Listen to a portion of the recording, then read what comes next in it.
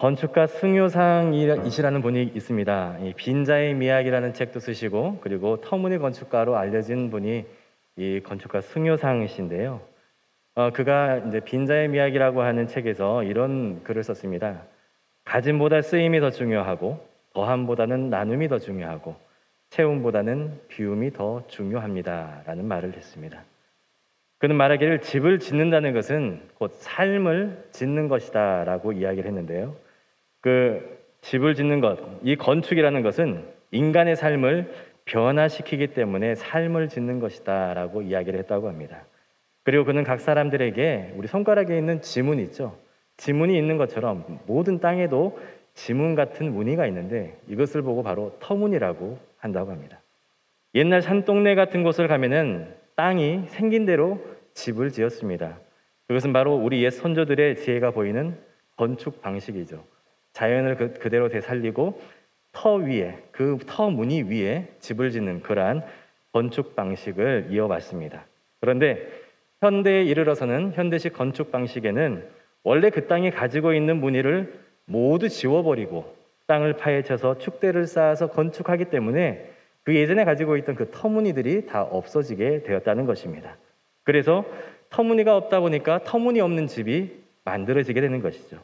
이처럼 터무니는 원래 건축을 할 때에 매우 중요한 토대가 된다고 합니다. 그 토대가 사라지게 되면 정말 터무니없는 집, 그 터무니없는 집에서 사는 사람들이 터무니없는 인생이 된다라고 이 건축가는 이야기를 했습니다. 이처럼 건축할 때에도 토대라는 것이 중요하다라고 말을 합니다.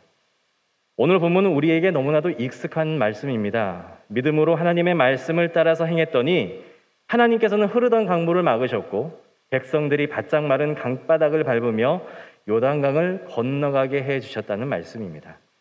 이스라엘 백성들에게 가나안 땅은 조상 아브라함이 하나님과 언약을 맺었던 곳, 이 터무니가 있는 곳이었습니다. 그 땅에서 하나님은 큰 민족을 이루고 복을 주어서 그리고 창대하게 하심으로 온 세상을 향한 축복의 통로가 되게 해주시겠노라는 약속을 했던 땅이기도 합니다. 게다가 이곳에는 곳곳에 선조들의 흔적과 믿음의 역사가 서려 있기도 합니다. 바로 이곳에서 하나님의 임재를 경험했고 영적으로 큰 은혜를 체험한 아주 특별한 장소가 바로 가나안이었던 것이죠. 모세의 뒤를 이어서 지도자가 되었던 여호수아에게 하나님은 특별한 그곳, 이스라엘 백성들의 영적 터무니가 있는 그곳 가나안으로 다시 들어가라라고 명령을 하십니다. 두려워하는 여호수아에게 하나님은 모세와 함께 했던 것처럼 함께 해 주실 것이라는 약속을 해 주셨습니다. 그리고 하나님의 뜻을 확인한 여호수아는 곧장 가나안으로 들어가기 위한 준비를 시작합니다. 양식을 비축하고 정탐꾼을 보내서 그 땅을 정탐하는 등 모든 준비를 끝내고 이제 그곳으로 나아가게 됩니다. 그런데 요단강 앞에 도착하자 예상하지 못했던 어려움이 그들을 기다리고 있었습니다. 건너야 할 강에 물이 흘러넘치고 있었던 것이죠. 한 걸음도 앞으로 나아가지 못한 채 꼬박 3일을 기도하면서 기다린 후에야 하나님의 가라고 말씀하시는 음성을 듣자마자 이들은 요단강을 건너기 시작합니다. 행렬의 맨 앞에서 언약궤를 메었던 제사장이 발을 강에 닿는 순간 놀라운 일이 벌어졌는데 넘칠 듯이 흘러내리던 그 물이 중간에서 뚝 끊어져서 이 북쪽 아담이라는 곳에 물이 쌓여 멈추었다라고 기록하고 있습니다. 그러면서 제사장이 강 한가운데 서 있는 동안 백성들이 강을 건너게 되고 제사장이 마지막으로 물 밖으로 나오자 끊어졌던 강물이 다시 흐르게 되었다고 전해주고 있습니다. 여러분, 하나님은 왜 이렇게 하셨을까요? 굳이 강물을 끊고 강을 건너야만 했을까요? 분명히 요단강을 건너지 않고 쭉 돌아서 가나안으로 들어갈 수도 있고 굳이 강을 건너가야 한다고 할지라도 물이 가장 적었던 갈수기를 통해서 택해서 들어가는 것이 어찌 보면 강을 건너는 사람들의 기본 중에 기본일 수가 있습니다. 그런데도 하나님은 저들을 요단으로 그리고 북쪽 홀몬산의 눈이 녹아서 1년 중에 가장 물이 많은 그러한 때를 골라서 백성들을 요단강으로 인도하셨던 것입니다. 여기에는 하나님의 깊은 뜻이 담겨져 있겠죠. 하나님은 지금까지 백성들이 체험한 은혜에 만족하지 않고 가나안에 들어가 정착해 산다고 할지라도 거기서도 더욱더 큰 은혜를 사모하면서 오직 하나님만 의지하고 사모하는 백성들로 살아가기를 다짐했기 때문이었던 것입니다. 지금 여러분 생각해 보십시오. 요단강 도하를 앞두고 있는 이스라엘 백성들은 어떤 사람들입니까? 출애굽 1세대입니까? 2세대입니까? 2세대들입니다. 출애굽 1세대들은 모두 그 광야에서 다 죽임을 당했습니다. 오직 남아있는 것은 여호수아와 갈렙과 출애굽 2세대밖에 없습니다. 그런데 이들은 태어날 때부터 만나와 메추라기를 먹고 자랐고 항상 그들의 앞에는 불기둥과 구름기둥이 그들을 인도했습니다. 또한 극한 상황에서도 하나님의 지켜주심을 경험했던 사람들입니다. 어디 그뿐입니까? 이들의 중심에는 하나님의 법궤가 있어서 항상 말씀 충만한 가운데 살아갈 수가 있었습니다. 하지만 어느 순간 이들은 이 모든 사람들이 지금까지 누려왔던 이 은혜를 당연한 것으로만 여겼다는 것입니다. 감사와 감격보다 일상의 익숙함으로 그 모든 은혜를 받아들였다는 것이죠. 이러한 이유로 하나님은 출애굽 2세들에게 요단을 건너 가나안으로 들어가는 것이 어떤 의미인지 하나님은 보여주시고자 했던 것입니다. 이 구체적으로 본문은 두 가지 이야기를 이야기하고 있습니다. 7절 말씀을 보면은 내가 너를 온 이스라엘 목전에서 크게 하여 내가 모세와 함께 있었던 것 같이 너와 함께 있는 것을 그들이 알게 하리라 했습니다. 이 정확하게 40년 전에 하나님은 모세로 앞세워서 홍해를 가르시고 백성들을 건너가게 하셨습니다. 이 사건으로 백성들 뇌리에는 모세는 하나님이 함께 하시는 진정한 지도자라는 각인이 박혀져 있었던 것이죠. 이제 여호수아를 따라서 요단강을 건너가며 백성들은 모세의 버금가는 지도자 여호수아에게도 하나님이 함께 하실 것이라는 생각을 하게 되었을 것입니다. 또 다른 한 가지 이유는 10절에 나와 있습니다. 살아계신 하나님이 너희 가운데 계시사 가나안의 7 족속을 너희 앞에서 반드시 쫓아내실 줄을 이것으로써 너희가 알리라 했습니다. 무슨 의미입니까? 하나님의 놀라운 역사를 체험하면서 이곳 가나안에서도 하나님은 너희와 함께 하실 것이고 이로 인해서 그 땅에 머물러 있는 가나안 사람들을 가나안 족속들을 물리치게 하여 주시고 언약의 땅을 백성들이 차지하게 될 것임을 확실하게 이 가나안 이 요단강에 건너 갈라지는 것을 통해서 보여주시고자 했던 것이죠. 흐르는 강물을 끊고 강을 건너가게 하신 은혜, 그것은 그 자체, 단지 그 강을 건너는 그 자체가 목적이 아니었다는 것입니다. 은혜를 당연시하는 백성들에게 새로운 깨달음을 주시고자 했던 것이 바로 하나님의 속내였던 것이죠.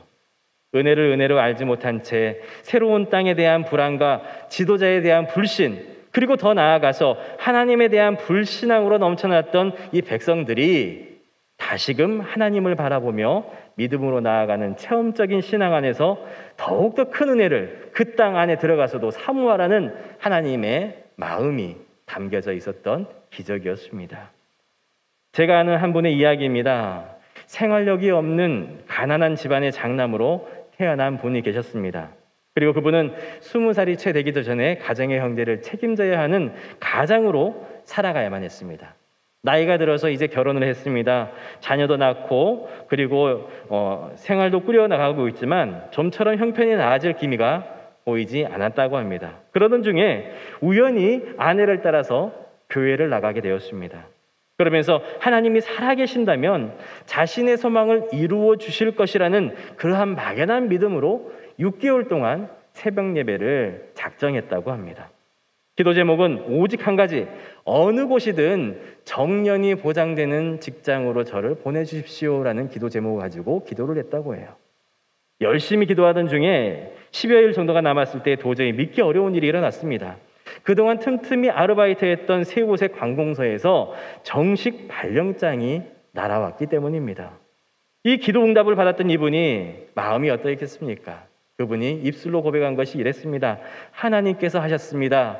저는 이제 하나님께서 메인대로 살아가겠습니다. 이렇게 고백하는 걸 들었습니다. 그렇습니다. 특별한 은혜를 체험하는 순간 우리는 우리의 생각을 바꾸게 됩니다. 막연히 머리로 지식으로만 알고 있던 신앙에서 이 체험적 신앙으로 변화되게 되면은 더는 뒤를 돌아보지 않는 신앙으로 바뀌게 되는 그러한 사례들이 많이 있습니다. 어쩌면 우리에게도 이러한 특별한 은혜 체험이 필요하지는 않을런지 모르겠습니다. 사랑하는 성도 여러분, 신실하신 하나님은 오늘 이 시간에도 저와 여러분들을 위해서 특별한 말씀의 은혜를 준비해 놓으신 줄 믿으시기 바랍니다. 바로 그 은혜를 통해서 우리의 믿음이 더욱 견고해지는 참 하나님의 백성으로 온전히 서게 될 거라 믿습니다. 왜 그렇게 됩니까? 하나님이 원하시는 믿음의 장성의 분량까지 우리가 자라나기를 바라고 계시기 때문에 그렇습니다. 그리고 우리 앞에 놓인 믿음의 경주에서 우리가 끝까지 완주 승리해야 되기 때문에 그렇습니다. 제가 바라기는 더욱더 큰 은혜를 사모함으로 응답받고 살아가는 우리의 삶이 되시기를 간절히 소망합니다.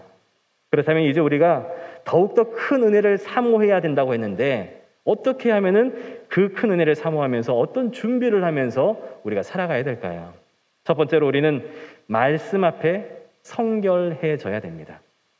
본문 5절 말씀입니다. 여호수아가 또 백성에게 이르시되 너희는 자신을 성결하게 하라. 여호와께서 내일 너희 가운데에 기이한 일들을 행하시리라 했습니다. 이 말씀 속에서 우리는 스스로 성결해지라는 여호수아의 외침을 들을 수가 있습니다. 흘러넘치는 강줄기 앞에서 조금이라도 쉽게 강을 건너는 방법을 연구할 수도 있습니다.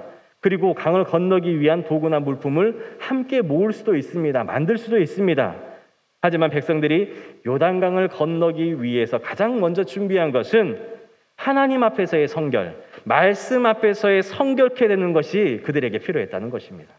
그러면 성결하게 된다는 것은 무슨 의미를 가지고 있을까요?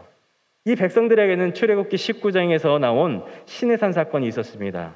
스스로 성결하게 했던 경험이 있었습니다. 돌판에 새긴 말씀을 받으면서 하나님과 말씀 언약을 맺기 전에 하나님이 성결하게 하라고 하는 그 명령을 받았을 때에 이들은요, 두 가지 행동을 했습니다. 첫 번째는 입고 있던 옷을 빨아서 깨끗하게 함과 동시에 육체적으로 성결해지기 위해서 노력을 했다는 거예요.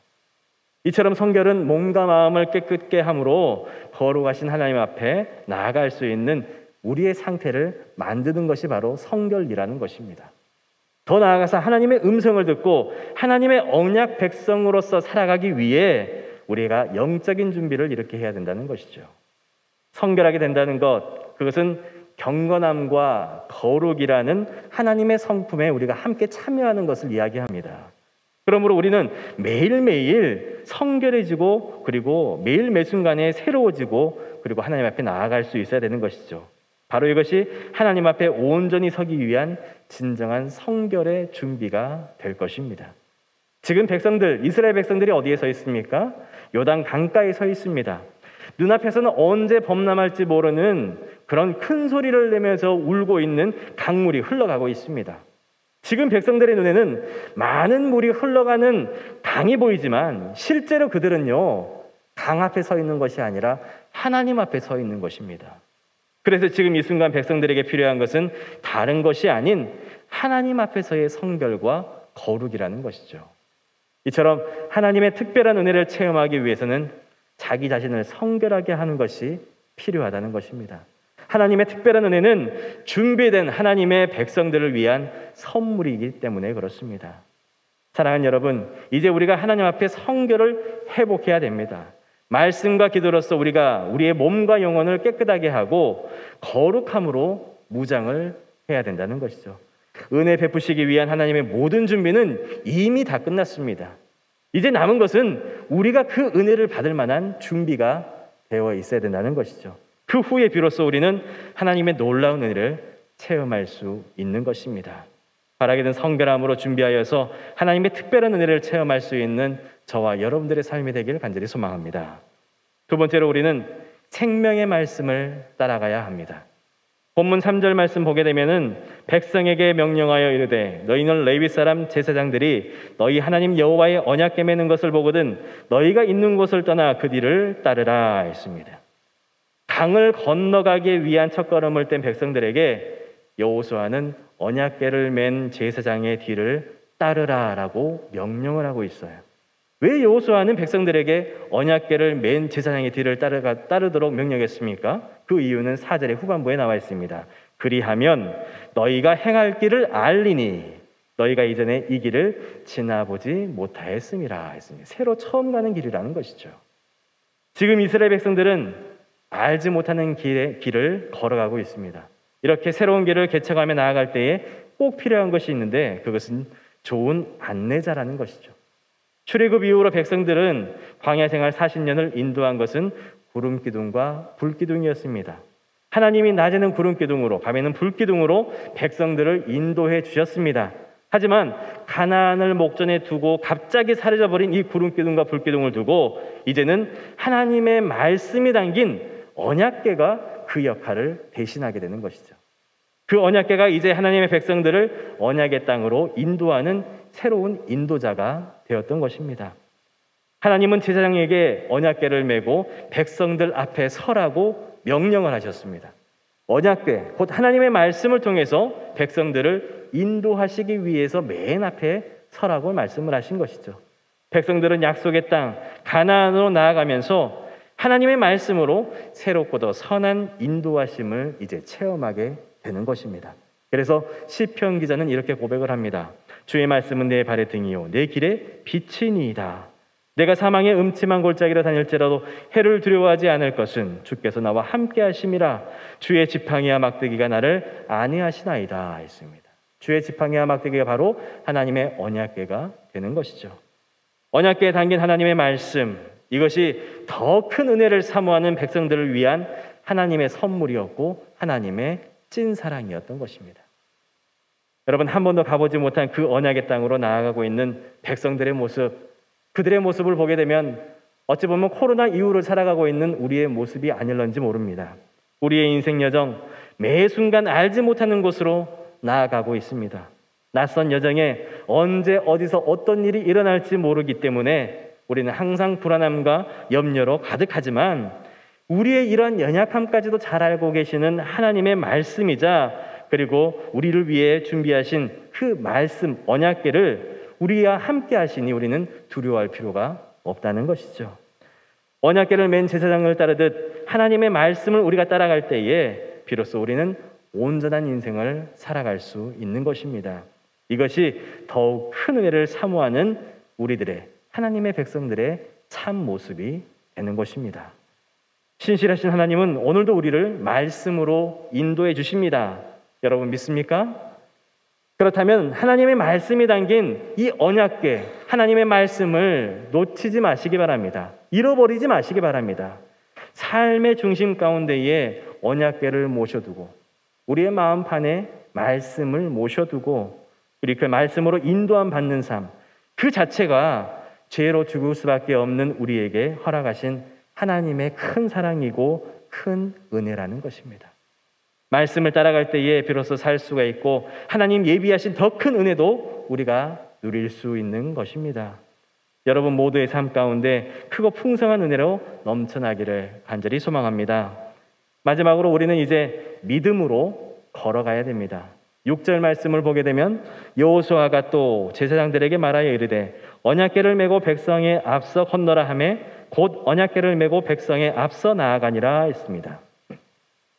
그리고 이어서 하나님은 경건과 거룩이 회복된 백성들에게 언약궤를 따라서 요단을 건너가라라고 말씀을 하십니다.